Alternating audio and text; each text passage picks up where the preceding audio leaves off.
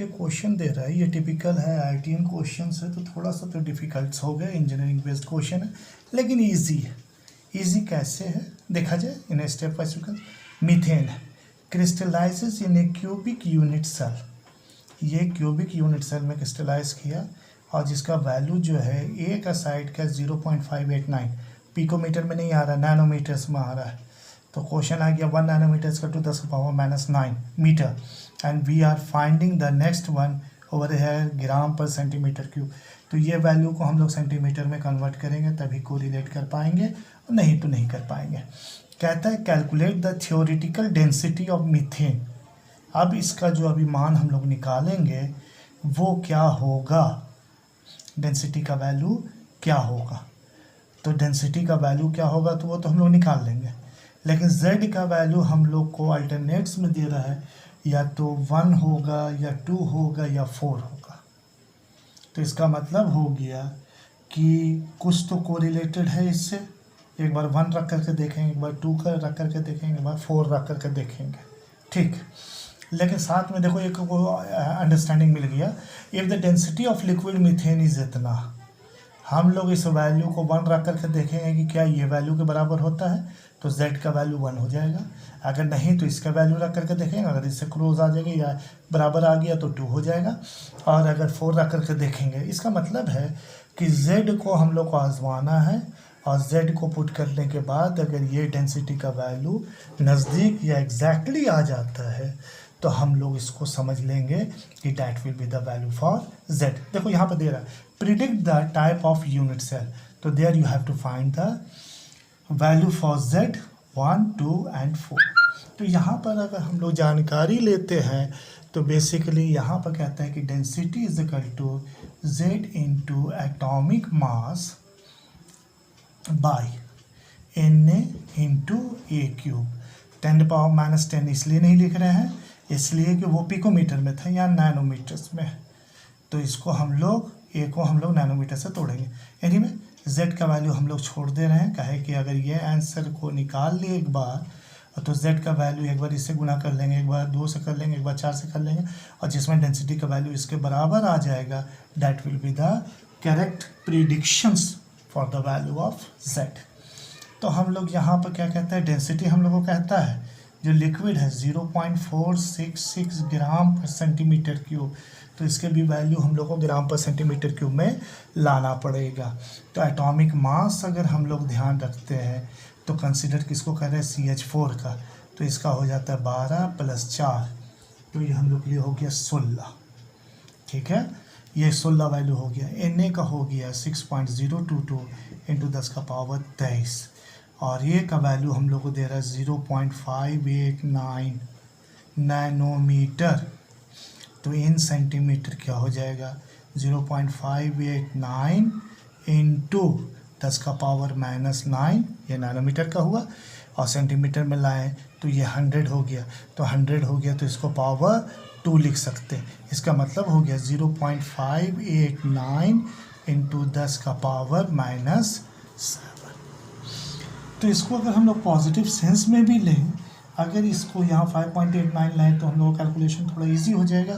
तो इधर हम लोगों ने 10 से गुना और 10 से भागा दे दिया। जब गुना कर दिया तो 0 चेंज होकर के 5.89 आ गया, और यहाँ अगर यहाँ से ऊपर गया तो 10⁻⁻8 हो गया। तो ये हम लोग के लिए ए का वैल्यू आया। अगर ए क्यूब के लिए वैल्यू ले लेंगे तो 5.89 का क्यूब इंटू 10⁻⁻8 का क्यूब।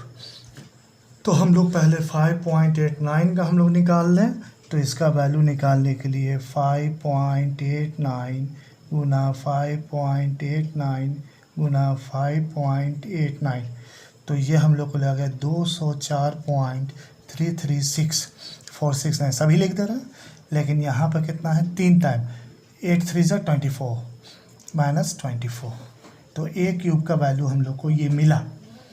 तो इसको कैलकुलेट करके देखते हैं क्या चेंजेस आता है हम लोग को।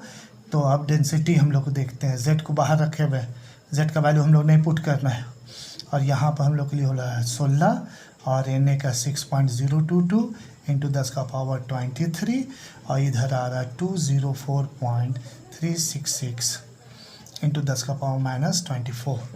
तो अगर कैलकुलेट इसका हम लोग कर ले तो डेंसिटी बराबर हम लोग के लिए हो जाएगा z इंटू 16 बाई, इस दोनों को गुना कर दें और इसको इधर कर दें तो 6.022 इंटू 204.366 इंटू 10 का पावर 23 माइनस 24। ये थोड़ा सा देखने में 23 माइनस 24 आ रहा है। तो हम लोग यहाँ पर जब ध्यान में रखें तो ये चीज़ों को कंसिडर करने में हम लोग लिख सकते हैं ये बेसिकली को कि कैसे कैसे निकालना है। 6.022 इंटू 204.366, तो ये वैल्यू हम लोग के लिए है z इंटू 16 बाई 123.069 और 10 पावर माइनस 1, तो ये ऊपर जाएगा तो 10 इसके साथ हो जाएगा। तो z इतना वैल्यू को हम लोग ले लें तो 160 डिवाइडेड बाई 1230.69, तो ये हम लोग के लिए आपको रिलेट करना है। तो इससे हम लोग एक भागा दे करके देख लें। तो भागा देने के लिए हम लोग वैल्यू लिख सकते हैं 160 डिवाइडेड बाई 1230.69, तो ये अराउंड हम लोग के लिए आया z इंटू 0.130, इतना ज़ीरो आ रहा है, देखा जाए यहाँ पर इतना ज़ीरो आ रहा है। तो अब z का वैल्यू निकालना कितना है हम लोग के लिए 0.466 के करीब। अगर z का वैल्यू 1 लिख करके देखा जाए, अगर दूसरी बार z का वैल्यू 2 रख करके देखा जाए, तीसरा में z का वैल्यू 4 रख करके देखा जाए, अगर जिसके करीब होगा that will be the prediction. तो एक बार हुआ तो 0.13 होगा, अगर ये दो बार होगा 0.26 होगा, अगर 13 चौके कितना हो जाती है 12 52, तो 52 आया हम लोग को। तो 0.52 is very much closer to 0.466, ये वाला जो है इसके करीब है। और जब ये इसके करीब है तो हम लोग कह सकते हैं कि नेचर जो है z का क्या हो गया 4 हो गया।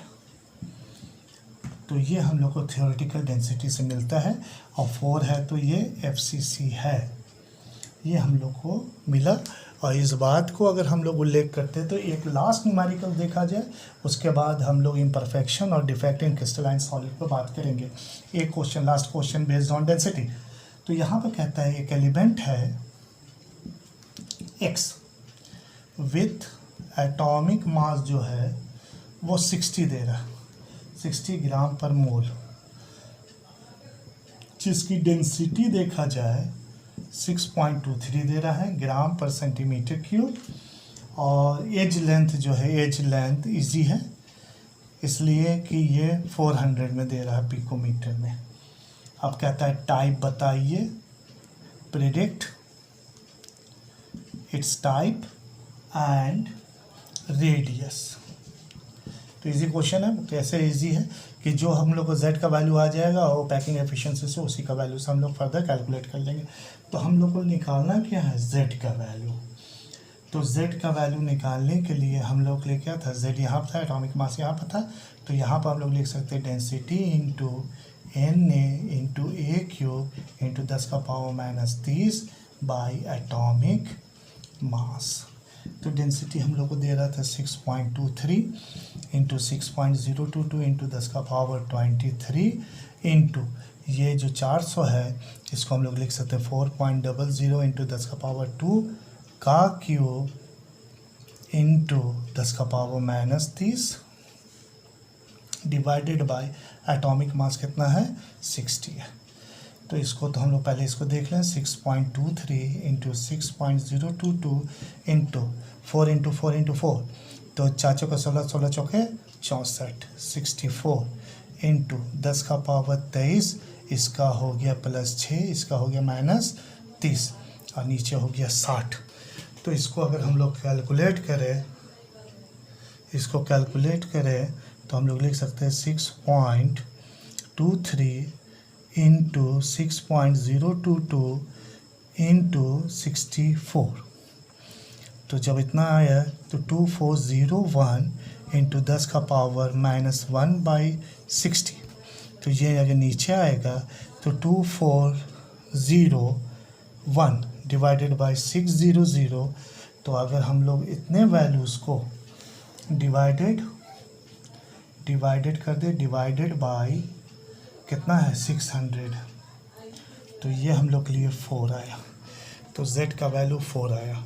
तो अब हम लोग के लिए कहता है रेडियस निकालने के लिए।